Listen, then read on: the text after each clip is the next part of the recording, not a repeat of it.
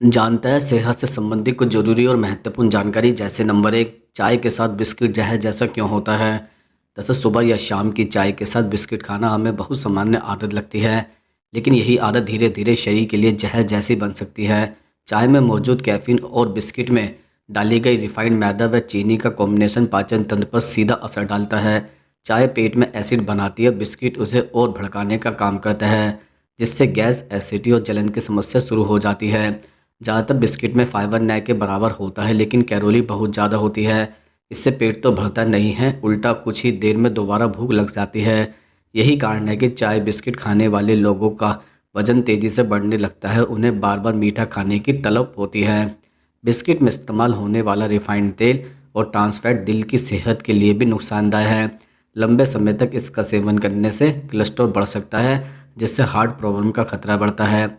वहीं चाय में डाली जाने वाली चीनी ब्लड शुगर को अचानक बढ़ा देती है, जो डायबिटीज़ की ओर ले जा सकती है। खाली पेट चाय बिस्किट खाने से शरीर को जरूरी पोषक तत्व नहीं मिलता। प्रोटीन, अच्छे फैट्स और विटामिन की कमी बनी रहती है, जिससे कमजोरी, चक्कर और थकान महसूस होती है। अगर रोज़ की शुरुआत या शाम की भूख इसी आदत से पूरी की जा रही है, तो यह धीरे धीरे पूरे शरीर को अंदर से कमज़ोर कर देती है। अब हम जानते हैं नंबर दो, गैस की असली वजह पेट नहीं कुछ और होता है। दरअसल ज़्यादातर लोग मानते हैं कि गैस की समस्या सिर्फ पेट की गड़बड़ी से होती है, लेकिन असली वजह अक्सर पेट से ज़्यादा हमारी रोज़मर्रा की आदतों और दिमाग से जुड़ी होती है। तनाव, चिंता और जल्दी जल्दी खाने की आदत पाचन तंत्र को सबसे ज़्यादा नुकसान पहुंचाती है।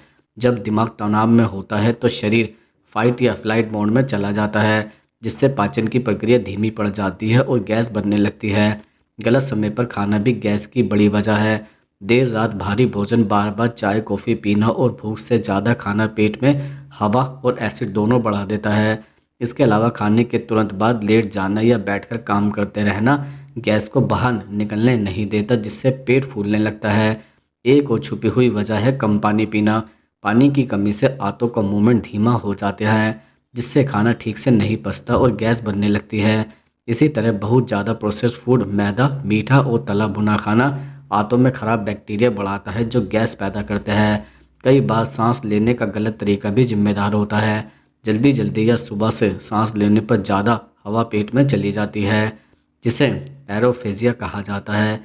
यह हवा बाद में गैस, डकार और पेट दर्द का कारण बनती है। इसलिए गैस की समस्या को सिर्फ पेट की बीमारी समझकर दवा लेना समाधान नहीं है। जब तक खाने की आदत, मानसिक तनाव, पानी की मात्रा और जीवन शैली नहीं सुधर जाती, तब तक गैस बार बार लौटती रहेगी।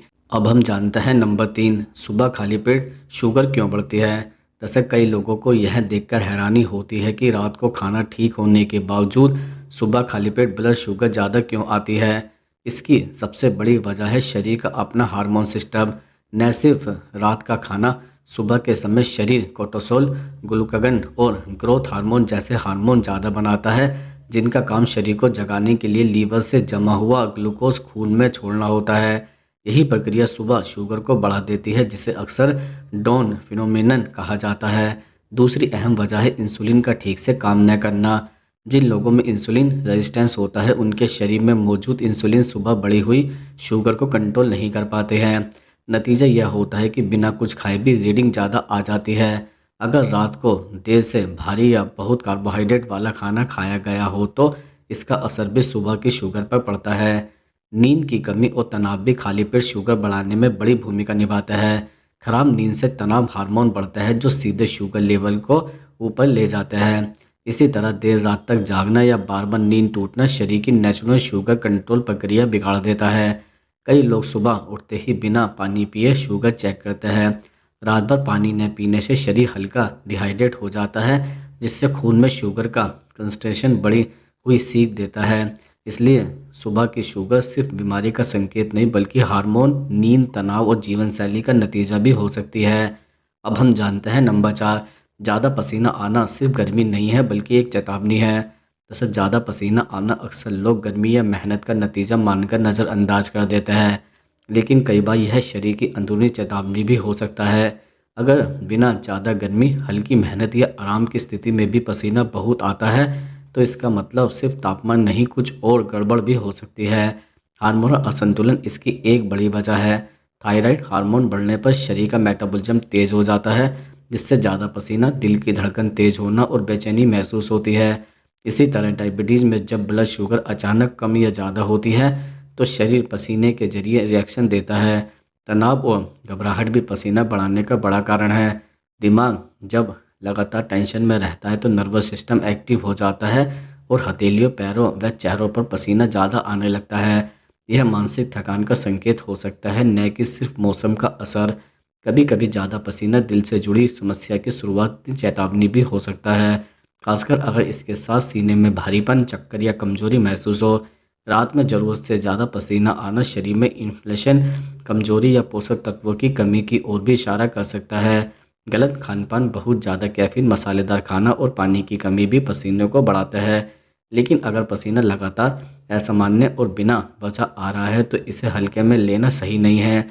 शरीर अक्सर लक्षणों के जरिए बोलता है, ज़रूरत जब उसे समय पर समझने की होती है। अब हम लास्ट में जानते हैं नंबर 5, भूख न लगना। यह छोटी समस्या नहीं है। जैसा भूख न लगना अक्सर लोग छोटी सी समस्या मानकर टाल देते हैं, लेकिन यह शरीर के अंदर चल रही किसी गहरी गड़बड़ी का संकेत भी हो सकता है। भूख सिर्फ पेट से नहीं, दिमाग, हार्मोन और पाचन तंत्र के तालमेल से पैदा होती है। जब इसमें से किसी एक में भी असंतुलन होता है तो सबसे पहला असर भूख पर पड़ता है। लगातार तनाव, चिंता और ज़्यादा सोचने की आदत दिमाग को थका देती है। ऐसे में शरीर सर्वाइवल मोड में चला जाता है, जहां पाचन प्राथमिकता नहीं रह जाती है। नतीजा यह होता है कि खाना देखकर भी मन नहीं करता।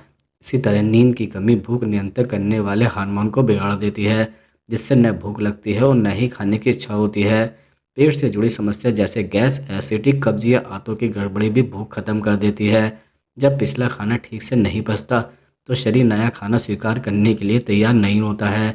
कई बार लीवर और थायराइड की जुड़ी समस्याओं में भी भूख कम हो जाती है, जो धीरे धीरे कमजोरी बढ़ा देती है।